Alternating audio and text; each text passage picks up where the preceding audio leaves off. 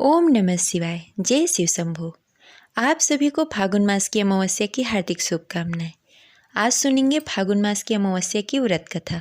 कथा अंत तक अवश्य सुनिएगा। अगर आपको अच्छी लगे तो इस वीडियो को लाइक कीजिए और कमेंट बॉक्स में हर हर महादेव लिखना न भूलें। फागुन मास का महीना हिंदू पंचांग के अनुसार साल का अंतिम महीना होता है। इसके बाद आने वाले चैत महीने में हिंदू नव वर्ष का प्रारंभ होता है। फागुन मास की कृष्ण पक्ष की अंतिम तिथि को फागुन अमावस्या मनाते हैं। फाल्गुन अमावस्या महाशिवरात्रि पर्व के बाद आती है और हिंदू वर्ष की अंतिम अमावस्या होती है। यह अमावस्या सुख, संपत्ति और सौभाग्य प्राप्ति के लिए विशेष फलदायी होती है। जीवन में सुख और शांति के लिए फागुन अमावस्या का व्रत रखा जाता है। इस दिन लोग पवित्र नदी में स्नान कर जरूरतमंद लोगों को दान देते हैं। यह अमावस्या पितरों के मोक्ष दिलाने वाली होती है। इस दिन पितरों की शांति और पूर्वजों का आशीर्वाद प्राप्त करने के लिए तर्पण और श्राद्ध भी किया जाता है। साल भर में 12 अमावस्या आती है। यदि निरंतरता में प्रत्येक अमावस्या को आप पितरों हेतु श्राद्ध नहीं कर पाते हैं तो कुछ अमावस्या विशेष तौर पर सिर्फ श्राद्ध कर्म के लिए शुभ मानी जाती है। फागुन मास की अमावस्या उन्हीं में से एक है। माना जाता है कि जो भी व्यक्ति फागुन मास की अमावस्या के दिन व्रत रखता है उसके जीवन में कोई भी समस्या नहीं आती और सुख समृद्धि में वृद्धि होती है। इस दिन पितरों का पूजन करने का विशेष महत्व होता है। अमावस्या पर पितरों का पूजन करने से उनका आशीर्वाद प्राप्त होता है और उनकी आत्मा को शांति मिलती है। मान्यताओं के अनुसार आज के दिन गंगा में डुबकी लगाने और दान करने से कई गुना पुण्य फल प्राप्त होते हैं। ये रही फागुन अमावस्या से जुड़ी कुछ जानकारी। अब चलिए सुनते हैं फागुन मास अमावस्या की व्रत कथा। आपसे विनती है कि कथा को अंत तक अवश्य सुनिएगा और कमेंट बॉक्स में हर हर महादेव अवश्य लिखिएगा। पौराणिक कथा के अनुसार दुर्वासा ऋषि के श्राप की वजह से इंद्र और अन्य देवता कमजोर हो गए और उन्हें दैत्यों से हार प्राप्त हुई। तब सारे देवता मिलकर भगवान विष्णु के पास गए और अपनी बातें उनके सामने रखी। भगवान विष्णु ने उन्हें यह सलाह दी कि वह दैत्य और देवता मिलकर क्षीर सागर का मंथन करें और अमृत निकालें। तब सभी देवता दानवों के साथ संधि करके अमृत निकालने के लिए मंथन शुरू किए। अमृत कुंड निकलते ही देवताओं के इशारे पर इंद्र के पुत्र जयंत ने अमृत कलश लेकर आकाश में उड़ान भर ली। उस समय दैत्य गुरु शुक्राचार्य ने दैत्यों का आदेश दिया कि वह अमृत वापस लेने के लिए जयंत का पीछा करें। दैत्यों ने ऐसा ही किया और जयंत को रास्ते में ही पकड़ लिया। अमृत कलश पर अधिकार जमाने के लिए दोनों तरह से 12 दिनों तक युद्ध चलता रहा। इस युद्ध के दौरान भगवान विष्णु मोहिनी रूप धारण करके अमृत ले लिए और छलपूर्वक देवताओं को अमृत ग्रहण कराया, जिससे देवता अमर हो गए। इस युद्ध के दौरान पृथ्वी के 4 स्थानों प्रयागराज, हरिद्वार, उज्जैन तथा नासिक एवं गंगा यमुना के संगम पर कुछ अमृत की बूंदें गिरी, जिससे यह सारे पवित्र हो गए। तभी से फागुन मास की अमावस्या के दिन इन स्थानों पर स्नान करना शुभ माना जाता है। प्रेम से बोलिए लक्ष्मी नारायण की जय। हर हर महादेव। अब चलिए सुनते हैं फागुन अमावस्या की दूसरी कथा। अमावस्या की दूसरी कथा के अनुसार एक नगर में एक गरीब ब्राह्मण परिवार रहता था, जिसमें पति पत्नी और उसकी एक पुत्री थी।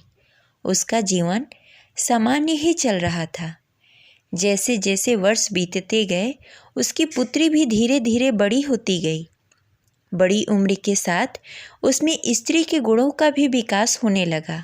वह देखने में अत्यंत ही सुंदर, सुशील और सर्वगुण संपन्न थी, लेकिन गरीब होने के कारण उसका विवाह नहीं हो पा रहा था।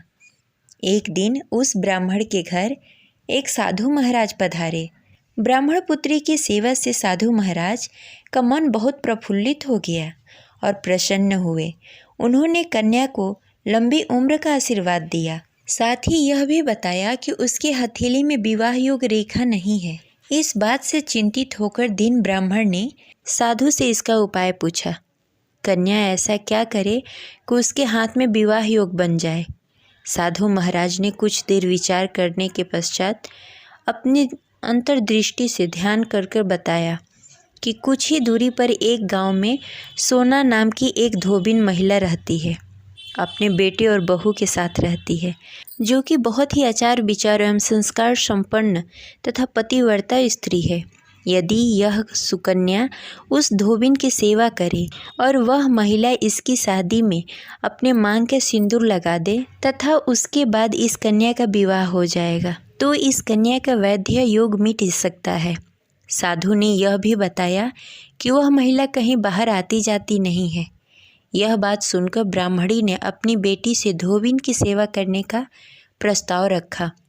अगले दिन से कन्या प्रातःकाल ही उठकर सोना धोबिन के घर जाकर साफ सफाई एवं अन्य कार्य करके अपने घर वापस आने लगी। एक दिन सोना धोबिन अपनी बहू से पूछती है कि तुम तो सुबह ही उठकर सारे काम कर लेती हो और पता भी नहीं चलता। बहू ने कहा, माँ जी, मैंने तो सोचा कि आप ही सुबह उठकर सारे काम खुद ही खत्म कर लेती हैं। मैं तो देर से उठती हूँ।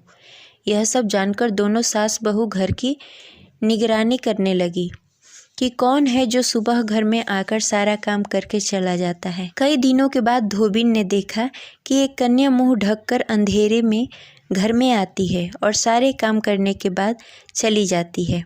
जब वह जाने लगी तो सोना धोबिन ने उसका पैर पकड़ लिया और पूछने लगी कि आप कौन हैं और इस तरह छुपकर मेरे घर में चाकरी क्यों करती हैं। तब कन्या ने साधु द्वारा कही गई सारी बातें बताई। सोना धोबिन पति परायण थी, अतः उसमें तेज था। वह तैयार हो गई। सोना धोबिन के पति थोड़ा अस्वस्थ थे। उसने अपनी बहू से अपने लौटकर आने तक घर पर ही रहने को कहा। सोना धोबिन ने जैसे ही अपने मांग का सिंदूर उस कन्या के मांग में लगाया तो सोना धोबिन का पति मर गया।